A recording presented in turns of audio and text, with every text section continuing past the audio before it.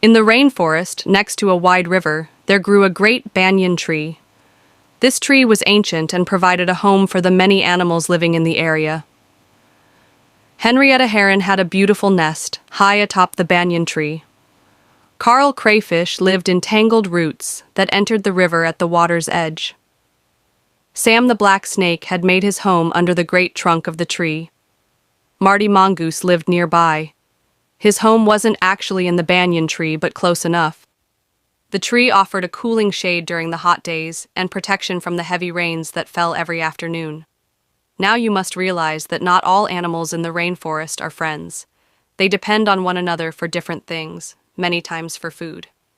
To better understand this, let me explain how Henrietta, Carl, Sam, and Marty live within the great banyan tree.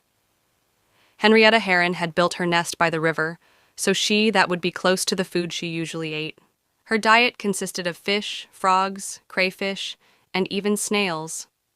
She had a great home. Now Carl Crayfish lived within the rocks and roots of the tree. Carl was really a scavenger.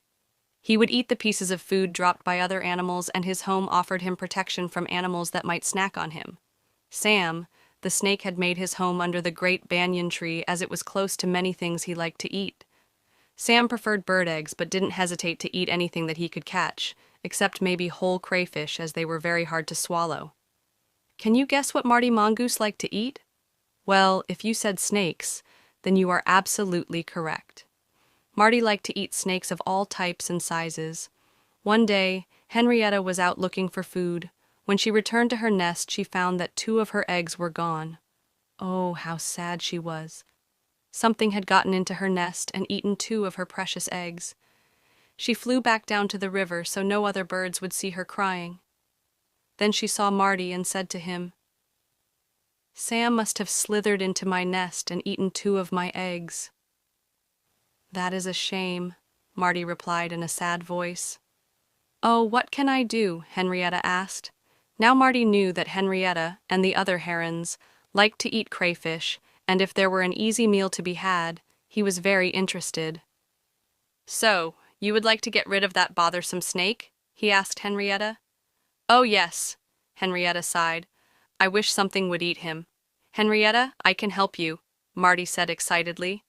"You and your heron friends need to catch all the fish and crayfish in the area, break them into pieces, and leave a trail of food from Sam's den to my home. He will be busy eating the food, and he will not realize that he is close to me. He will be an easy meal for me, and you will be rid of his egg-stealing ways." Henrietta thought for a minute, smiled, and then flew